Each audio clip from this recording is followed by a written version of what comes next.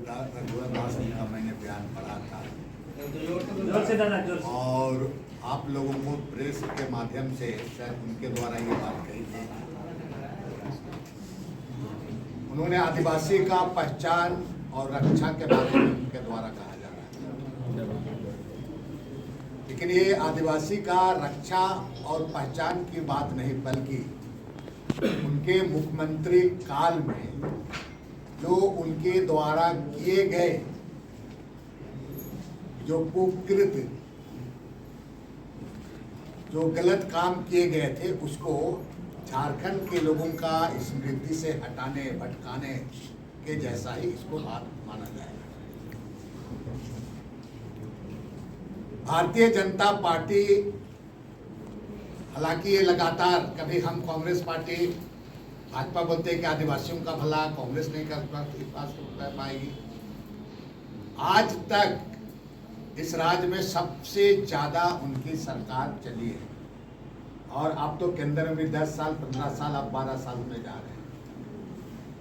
कोई एक भी ऐसा काम सिवा शहीदों का गौरव और सम्मान की बात करते हुए और किसी तरह का बात उनके द्वारा कोई काम हुआ है?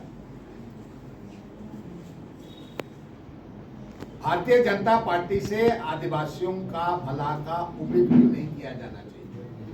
दूसरी बात मैं कहूंगा कि भारतीय जनता पार्टी को इतना ही आदिवासी प्रेम है,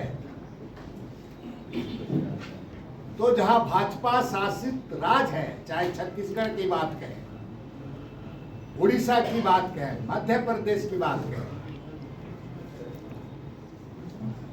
वहां पर जो आदिवासी का भूमि संरक्षण जैसे कानून है, उस कानून को सरलीकरण क्यों किया गया, इसका जवाब भारतीय जनता पार्टी को देना चाहिए।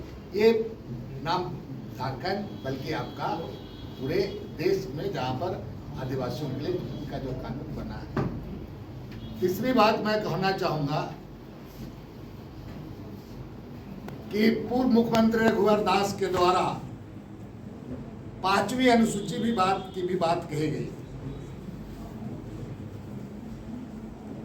उनके शासनकाल में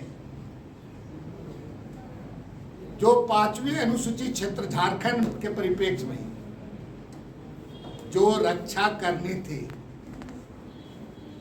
आपने देखा होगा हाथी उड़ाने का मामला बहुत जो चला, लेकिन ये जो हाथी उड़ाने का मामला भी, ये भी 5वीं अनुसूची जैसे जो संविधान में दिए गए कानून है, उसका एक तरफ से उल्लंघन ही है। और इसके लिए मैं कहना चाहूंगा कि 5वीं अनुसूची का अगर रक्षा करनी है तो उसे बताना चाहिए भारतीय जनता पार्टी को कि कॉरपोरेट जो खरीदार हैं, रियल इस्टेट और डेवलपर्स पर उनका जो सम्मान भूमि प्रतिबंध या सम्मान कानून लागू करने पर भारतीय जनता पार्टी का क्या विचार है, क्या सोचती है, ये उसको स्पष्ट करना है।